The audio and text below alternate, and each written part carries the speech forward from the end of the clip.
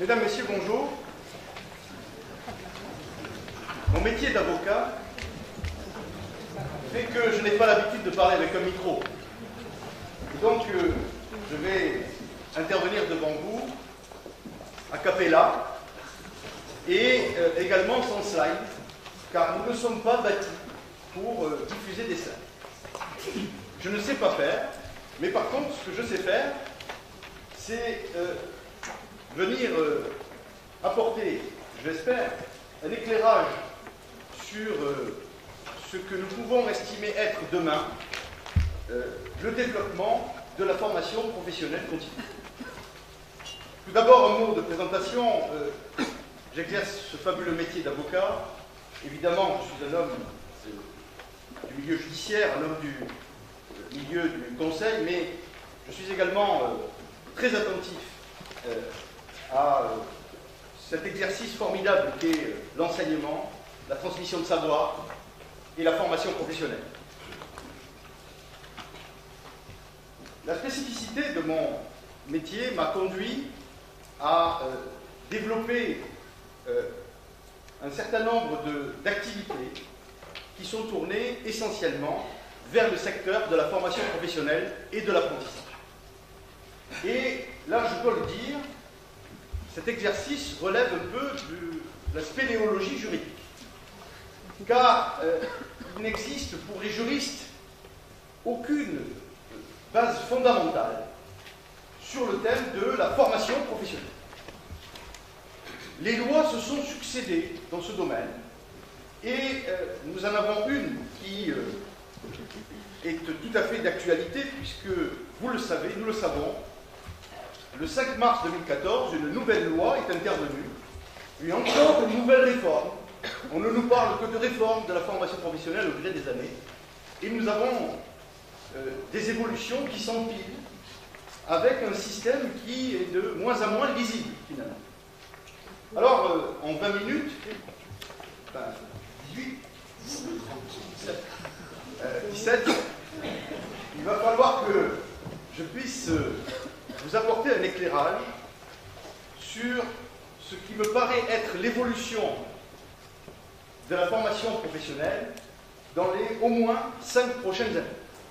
Et bien sûr, cet éclairage doit être réalisé à la lumière de cette fonction que constitue l'organisation, le management, la gestion de la formation dans une entreprise et notamment dans un établissement social et médico-social. Alors tout d'abord, pour que nous puissions ensemble comprendre les principaux enjeux de cette évolution à venir, eh bien il convient que nous fassions 2 mots d'histoire. La formation professionnelle, le système de la formation professionnelle en France a été initié par Jacques Chaban-Delmas en 1971. C'était la première loi sur la formation professionnelle. À l'époque, ça s'appelait l'éducation permanente. Et il s'agissait pour les pouvoirs publics à l'époque de partir d'un postulat très simple qui consiste à considérer que dans un pays qui est classé parmi les pays riches, que dans un pays qui fait partie de l'Union européenne, bien que les enjeux de demain, d'après-demain, passent en partie par la capacité des acteurs du monde économique, des acteurs du monde social, à élever le niveau de savoir. Bien sûr des travailleurs, mais de la population en général. Élever le niveau de savoir des travailleurs, c'est bien sûr la formation professionnelle continue. Cette formation professionnelle continue qu'on appelait l'éducation permanente, parce que, évidemment, l'enjeu en 1971, c'était de faire en sorte que les travailleurs puissent avoir la possibilité d'accéder à de nouveaux savoirs, d'accéder à une évolution professionnelle, à une mobilité professionnelle, et d'avoir finalement une deuxième chance après la formation initiale. Cet enjeu majeur en 1971 s'est développé tout au long de ces 40 années qui se sont écoulées jusqu'à aujourd'hui, et au gré des évolutions de la société, des entreprises, eh bien, le législateur a essayé d'accompagner une évolution. Aujourd'hui, en 2014 et en 2015, nous avons une nouvelle loi qui est intervenue, et là, il y a un enjeu majeur qu'il convient de souligner.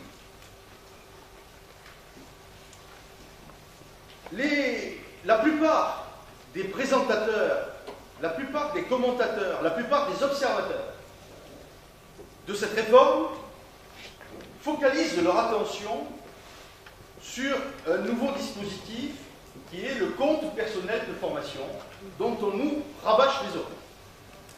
Ce nouveau dispositif qui vient se substituer à ce que nous connaissions sous l'angle du droit individuel à la formation, finalement revient à faire le Canada Dry du DIF. Ça a le même goût que le DIF, la même couleur, la même apparence. C'est pas du DIF, mais ça y ressemble. Les modalités ont été révisées, très bien. Nouveau dispositif très intéressant, un capital de formation qui est laissé à la disposition des travailleurs, des salariés, très bien. Mais dans cette réforme, on a tendance, malheureusement, je pense, à oublier l'essentiel. L'essentiel, c'est la gestion de la formation professionnelle à l'intérieur d'une organisation, d'une entreprise, d'un établissement. La gestion de la formation professionnelle des acteurs qui sont ceux de l'entreprise est une fonction qui va largement évoluer au cours de ces 5 prochaines années. Pour, à mon sens, 2 raisons principales. La première, elle est d'ordre financier. Il s'agit d'un enjeu financier et social. La deuxième, il s'agit d'un enjeu politique. Tout d'abord, l'enjeu social, l'enjeu financier. Jacques Chaban-Delmas, en 1971, avait créé un système qui est aujourd'hui largement remis en cause. Dans l'histoire de la formation professionnelle en France, la loi de 2014 est un événement historique. Le système qui avait été créé par Chaban-Delmas à l'époque consistait à s'assurer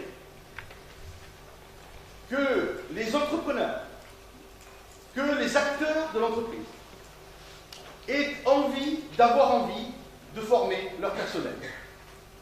Et pour ce faire, à l'époque, le système a été bâti sur une obligation financière.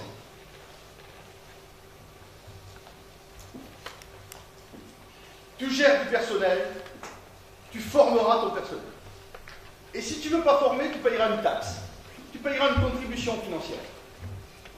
Voilà un système fiscal qui a été créé en 1971. C'est ce qu'on a appelé la dépense libératoire. En d'autres termes, je fais des dépenses de formation et je justifie que je forme mon personnel et par voie de conséquence, que je contribue à cet effort national. Bien sûr, qui a pour fonction première de favoriser là où les performances au sein d'une organisation, au sein d'une entreprise, mais aussi de contribuer à cet effort national. Et cette obligation financière était destinée, bien sûr, à s'assurer le concours de tous et de toutes. À ce titre, il faut reconnaître que le système a plutôt très bien fonctionné, puisque, évidemment, ça a largement contribué au développement de la formation professionnelle dans les entreprises au cours de ces 40 années. Et là, il faut le reconnaître, il y a un atout majeur en France qui doit être salué, c'est que la formation professionnelle, contrairement à beaucoup de nos voisins européens et au-delà, la formation professionnelle est vécue dans les organisations, dans les entreprises, comme étant un enjeu majeur du développement. C'est un atout typique, un atout singulier, qui est propre à la France. Pour une fois, ça mérite d'être salué, même les Allemands nous le reconnaissent. Alors, cet enjeu financier que j'évoquais en préalable, il mérite d'être remarqué car la loi de 2014 vient quasiment annihiler cette obligation financière qui avait été instruite, qui avait été créée par Chaban-Delmas en 1971. Cette obligation financière persiste bien sûr pour la plupart des dispositifs de formation qui ne sont pas ceux qui sont gérés dans une organisation, dans un établissement, dans une entreprise. Ça persiste pour la formation dans le cadre des contrats de professionnalisation, bien sûr. Ça persiste avec des contributions financières dans le cadre des périodes de professionnalisation, bien sûr. Ça persiste pour les formations qui sont à l'initiative du salarié, le congé individuel de formation, le Canada Dry du DIF, le compte personnel de formation. Tout ça persiste, mais l'essentiel finalement de la formation professionnelle en tant qu'atout dans une entreprise, dans une organisation, aujourd'hui ne fait plus l'objet d'une obligation financière au même titre que ce qu'elle a été jusqu'à aujourd'hui. Elle est quasiment annihilée. Aujourd'hui, les entreprises ne sont plus soumises dans la gestion de leur plan de formation, dans la gestion des choix réalisés pour la formation des acteurs, des salariés, des collaborateurs des entreprises, ne sont plus astreints aux obligations financières, ou en tout cas à la quasi-totalité des obligations financières qu'elles avaient par le passé. Désormais, les entreprises gèrent leur plan de formation sans obligation financière. Et il s'agit donc de considérer que les acteurs que vous êtes dans la gestion de la formation professionnelle, le management de la formation dans les entreprises, dans les établissements, eh bien ce management ne va finalement résulter que d'une obligation sociale. Et c'est là l'évolution majeure qui nous attend au cours de ces 5 prochaines années. Et il s'agit là d'un tournant historique dans le champ de la formation professionnelle.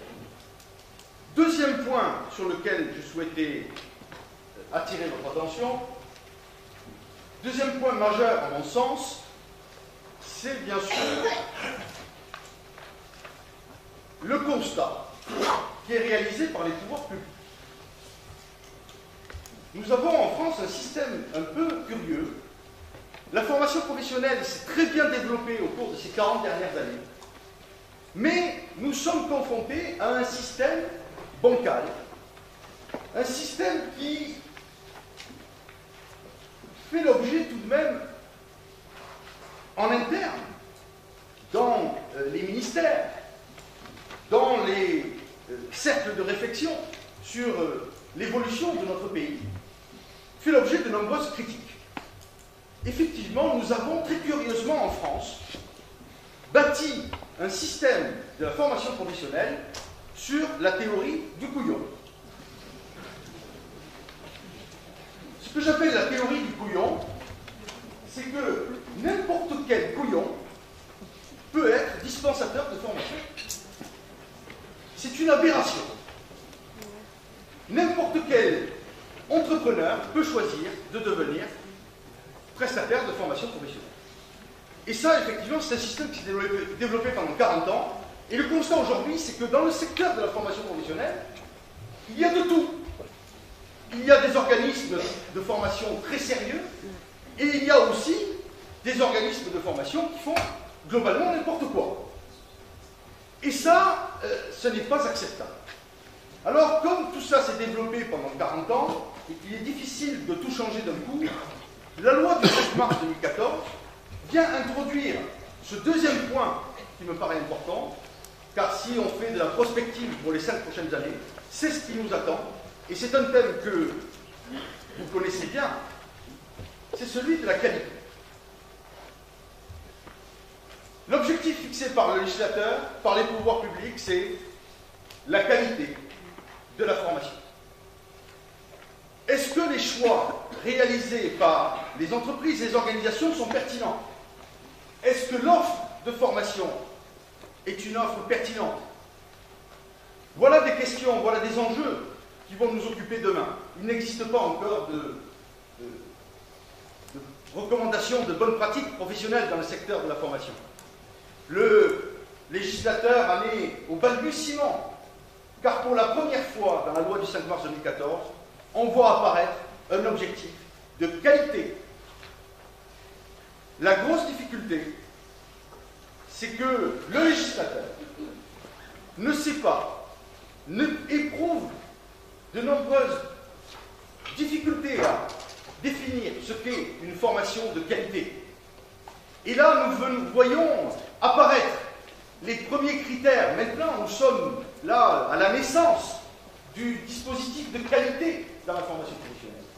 Et les premiers critères qui sont retenus sont des critères faciles, des critères qui peuvent servir de guide de lecture. Il s'agit bien sûr de l'évaluation. L'évaluation, eh bien l'évaluation des résultats de la formation. L'évaluation des résultats de la formation peut prendre évidemment de nombreuses facettes, mais le véritable enjeu pour demain, pour 2020, puisque nous nous plaçons en 5 ans, ce qui est un objectif raisonnable, le véritable enjeu, c'est de savoir ce qu'on attend derrière la qualité de la formation. Et la qualité de la formation, certes, passera par des critères comme l'évaluation, comme cela est déjà le cas dans plein d'organisations, et où, effectivement, les acteurs du monde de l'entreprise, ceux qui gèrent la formation en interne, sont amenés à participer au plus haut point. Il y a tout de même une question qui va se poser au cours des 5 prochaines années, c'est la qualité de la pédagogie. C'est-à-dire que le cœur du métier de celui qui a cette chance de transmettre des savoirs, celui qui a pour objectif de décliner des programmes de formation professionnelle, eh bien, il va falloir qu'il soit capable, demain, d'offrir des critères de qualité sur le plan pédagogique. Et là, il n'y a pas encore de réponse à cette question. Le législateur est bien entendu fichtrement incapable d'y répondre, et il va falloir que ces critères soient établis par les professionnels du secteur.